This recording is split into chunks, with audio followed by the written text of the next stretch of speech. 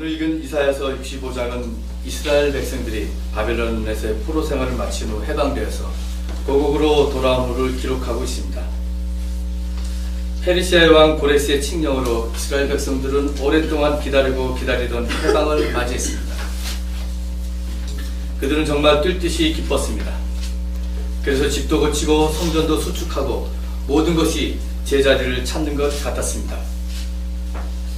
이렇게 나름대로 나라를 바로 세우기 위해서 노력했지만 그러나 모든 것이 그들의 생각한 대로 잘 이루어지지 않았습니다. 국제 정세도 좋지 않았습니다. 페르시아와 그리스 사이에 전쟁이 발발하여서 페르시아에 세금을 내야만 했던 이스라엘 형편은 점점 좋지 않게 되었습니다. 이스라엘 내부에서도 만만치 않은 상황이 발생했습니다. 그것은 사마리아와 유대 사이에 갈등이 생겼던 것입니다. 한마디로 기원전 5세기의 이스라엘은 국내외적으로 어려움에 봉착하며 민중들의 삶은 피폐해졌습니다. 성전 건축도 마찬가지였습니다.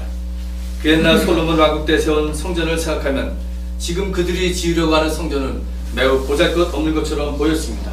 그래서 주저앉기도 했습니다. 그러니 바벨론으로부터 해방되었다고는 하지만 모든 것이 다 저절로 좋아진 것은 아니었습니다. 해방이 되었지만 백성들은 절망 가운데 빠지게 되었던 것입니다. 이러한 상황 속에서 이사야는 하나님께서 새하늘과 새 땅을 창조하신다고 선포하고 있습니다. 우리는 여기서 이사야의 말을 곰곰이 생각해보면 당시의 상황을 유추해 볼 수 있습니다. 19절 말씀입니다. 예루살렘은 나의 기쁨이 되고 거기에 사는 백성은 나의 즐거움이 될 것이니 그 안에서 다시는 울음소리와 울부짖는 소리가 들리지 않을 것이다. 이 말은 당시에 예루살렘에는 울음소리가 많았고 울부짖는 소리가 많았다는 것을 말해주고 있습니다. 20절에서 21절 말씀입니다. 거기에는 몇 날 살지 못하고 죽는 아이가 없을 것이며 수명을 다 채우지 못하는 노인도 없을 것이다. 100살에 죽는 사람을 젊은이라고 할 것이며 100살을 채우지 못하는 사람을 저주받은 자로 여길 것이다. 집을 지은 사람이 자기가 지은 집에 들어가 살 것이며 포도나무를 심은 사람이 자기가 기른 나무의 열매를 먹을 것이다. 이 말씀도 마찬가지입니다. 지금 일찍 죽는 아이가 많고 지금 수명을 채우지 못하고 죽는 노인이 많다는 것입니다. 지금 현재 자기가 지은 집에 들어가 살지 못하고 남이 대신 들어가 살고 자기가 기른 포도나무의 열매를 먹지 못하고 남이 먹는 시대라는 것입니다. 즉 포도원을 경작해도 남의 손에 넘어가는 일이 많은 당시의 사회상을 보여주고 있습니다. 이렇게 포로기 이후의 세상은 사람들이 생각하듯 평등과 자유가 넘치는 세상이 아니라 오히려 사회적 갈등과 모순이 가득 찬 질같이 어두운 세상이었던 것입니다. 이 말씀을 듣는 여러분들 중에 이사야의 말씀은 오늘 나하고 상관이 없어, 우리의 상황은 좀 다르네 라고 생각할 수도 있을 것입니다. 지금 일찍 죽는 아이는 우리나라엔 별로 없어. 그는 아프리카나 방글라데시의 이야기지. 그리고 내가 내 집에 왜 못 들어가? 뽀젓한 아파트 한 채가 있는데 100살을 채우지 못하고 죽으면 저주받은 자라고? 오늘처럼 과학이 발달된, 그래서 고령화 시대에 전혀 도대체 맞지 않는 말처럼 들립니다. 그러면 이사야의 말씀이 전혀 나하고는 상관이 없는 말씀인가요? 정말 그런 사회에 우리가 살고 있습니까? 억울하게 일찍 죽은 서울의 학생들은 어떻습니까? 노동 현장에서 산업재해로 직업병으로 저임금으로 고통받는 이 땅의 노동자들 가운데 노동자 전태일은 오늘도 공장에서 일하며 오늘도 그렇게 분신할 수밖에 없는 그런 상황에 있습니다. 1년 내내 농사를 지어보았자 본전도 못 거치고 빚더미에 내몰리는 농민들. 그래서 농민 백남기의 죽음은 한 개인의 죽음이 아니라 집단적인 농민의 고통이요 죽음입니다. 오랫동안 자기가 살던 곳이 아파트 재개발 단지가 되어서 그 아파트에 들어가지도 못하고 다만 높게 올라가는 아파트를 눈으로 쳐다보면서 다른 가난한 동네에 월세방으로 옮겨가는 이 땅의 가난한 사람들의 삶은 이사야 시대와 무엇이 다르겠습니까?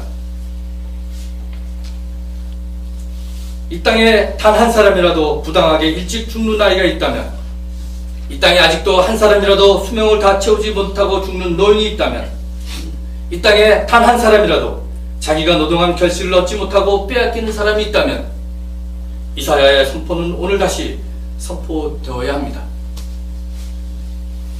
그런데 이사야는 철저히 이렇게 절망하는 시대 상황 속에서 하나님의 말씀을 선포하고 있습니다.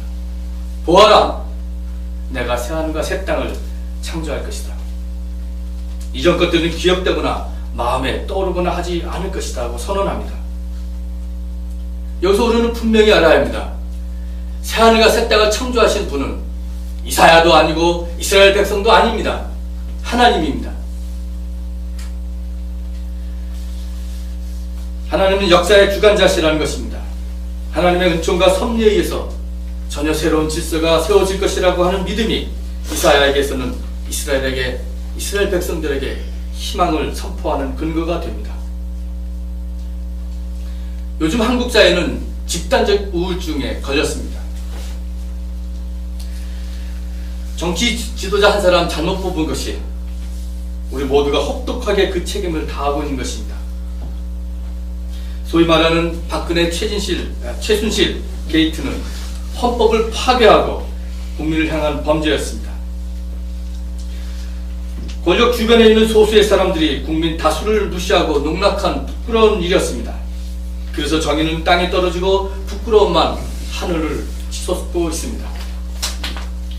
뉴스를 볼 때마다 어디까지가 전부인지 끝을 알 수 없을 정도로 치부는 계속 드러납니다. 저는 그럴 때마다 부끄러워서 말없이 잠자리에 눕곤 합니다. 설교를 준비하면서 문득 양성우 시인의 겨울공학이라고 하는 시 제목이 생각났습니다. 겨울공학. 이 시 중간을 읽어보겠습니다. 총과 칼로 사납게 윽박 지르고 논과 밭에 자라는 우리들의 뜻을 분합발로 지근지근 짓밟아대고 밟아대며 조상들을 비웃어대는 지금은 겨울인가 한밤중인가. 논과 밭이 얼어붙은 겨울 한때를 여보게 우리들을 무엇으로 달래야 하는가. 삼천리는 여전히 살기 좋은가. 삼천리는 여전히 비단 같은가. 거짓말이다, 거짓말이다. 날마다 우리들은 모른 체하고 다소곳이 거짓말에 귀 기울이며 뼈가루는 채찍질을 견뎌야 하는 노예다, 멋습니다, 허수아비다. 부끄러워라, 부끄러워라, 부끄러워라, 부끄러워라. 잠든 아기의 베개맡에서 결코 우리는 부끄러울 뿐 한마디도 떳떳하게 말할 수 없네. 물려줄 것은 부끄러움뿐. 부끄러움과 좌절과 분노와 절망 가운데 오늘 우리는 있습니다. 그런데 부끄러움과 좌절과 허무 속에 있는 우리에게 이사야는 하나님의 새 창조를 말하고 있습니다. 아니, 더 구체적으로는 새 창조를 하시는 하나님, 살아계신 하나님을 우리에게 말씀하고 계십니다. 내가 새 하늘과 새 땅을 창조할 것이다. 너희는 기뻐하라, 즐거워하라는 하나님이십니다. 암담한 이스라엘 백성들이 기뻐하고 행복할 수 있는 근거와 근원은 살아계신 창조주 하나님이셨습니다.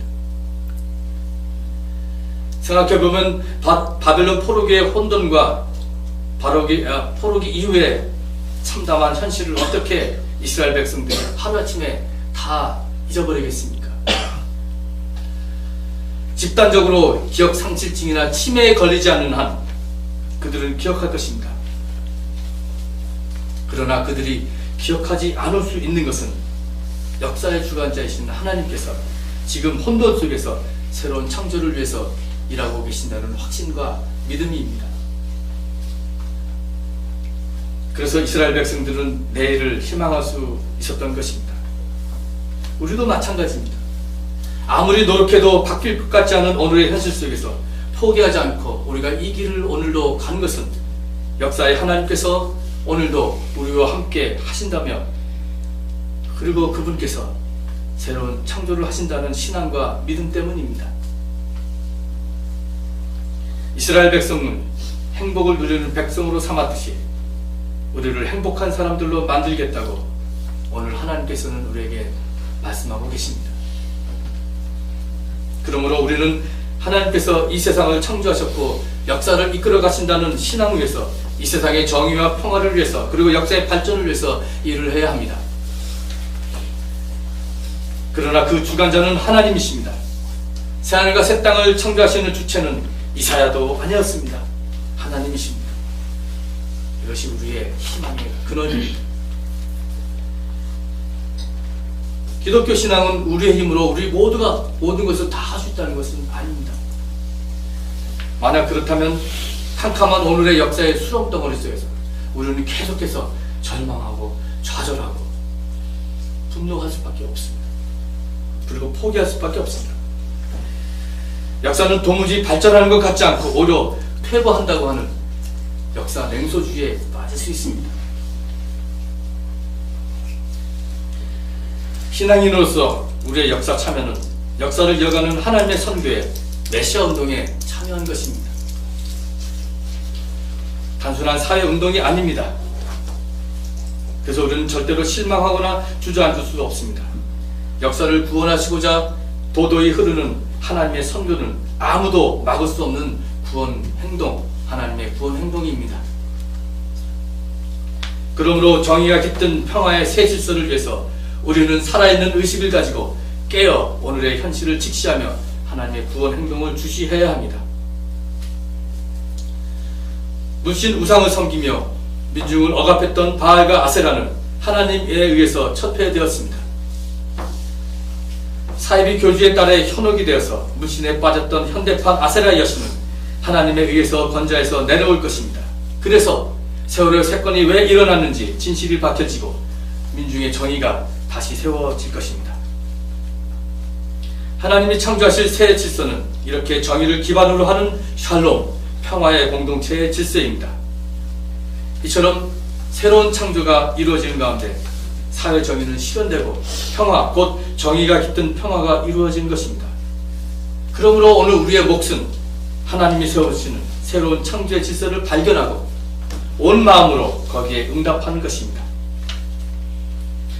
예루살렘은 하나님에 의하여 마침내 평화의 도성이 되고 기쁨이 가득 찬 도성으로 창조될 것입니다. 전적으로 새로운 하나님의 질서가 회복되는 것입니다. 이사야는 그것을 25절에서 이렇게 분명히 말하고 있습니다. 이리와 어린 양이 함께 풀을 먹으며 사자가 소처럼 여물을 먹으며 뱀이 흙을 먹이로 삼을 것이다. 나의 거룩한 산에서는 서로 해치거나 상하게 하는 일이 전혀 없을 것이다. 주님의 말씀이시다. 여기서 이 두 동물이 대비돼서 나옵니다. 이리와 어린 양, 사자와 소입니다. 이것은 이 세상의 질서 안에서 대립하는 힘의 질서를 상징하고 있습니다. 이리는 호시탐탐 어린 양을 잡아먹으려 하고 사자도 역시 소를 노립니다. 그러나 이사야의 묵시 사상에 의하면 새하늘과 새 땅, 즉 새로운 세상에서는 이 적대적 세력을 상징하는 짐승들이 친구들처럼 함께 풀을 먹고 살게 됩니다. 상극의 세계에서 상생의 세계로 옮겨가는 것입니다.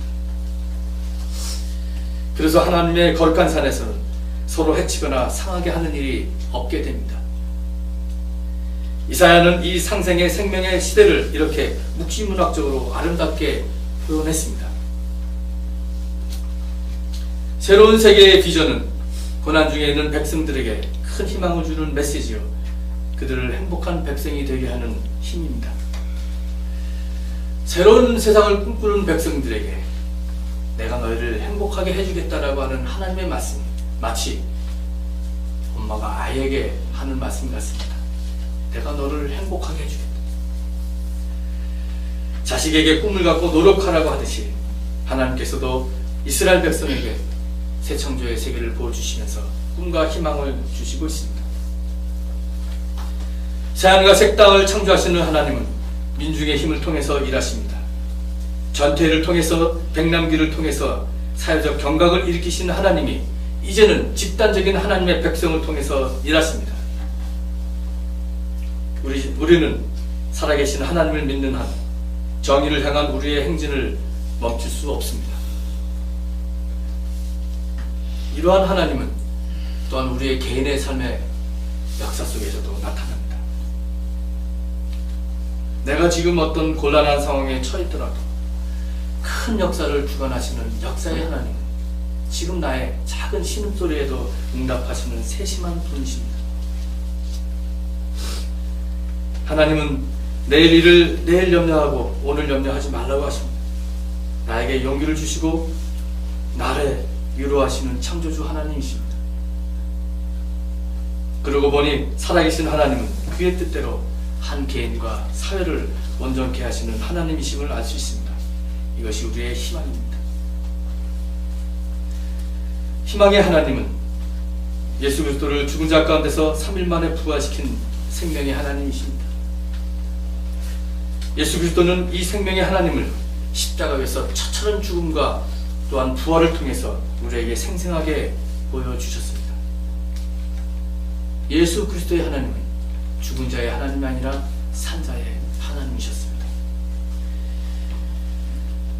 우리를 다시 절망과 좌절 가운데 있는 우리를 다시 세우시는 생명과 희망의 하나님이십니다. 내가 그리고 우리가 오늘 어떠한 처참한 절망과 아픔 속에 있더라도 다시 힘을 얻을 수 있는 것은 하나님이 계시다고 하는 믿음, 살아계신 하나님이 나와 그리고 우리와 함께 하신다는 신앙입니다. 힘을 냅시다. 두려워하지 말라. 내가 너와 함께 함이라. 놀라지 말라. 나는 내 하나님이 됩니다. 내가 너를 굳세게 하리라. 참으로 너를 도와주리라. 참으로 나의 의로운 오른손으로 너를 붙들리라. 이사야서 41장 10절 말씀입니다. 하나님이 우리에게 큰 일을 보여주실 것입니다. 힘을 내고 우리 다 함께 이 시간 기뻐합시다. 이 말씀 가지고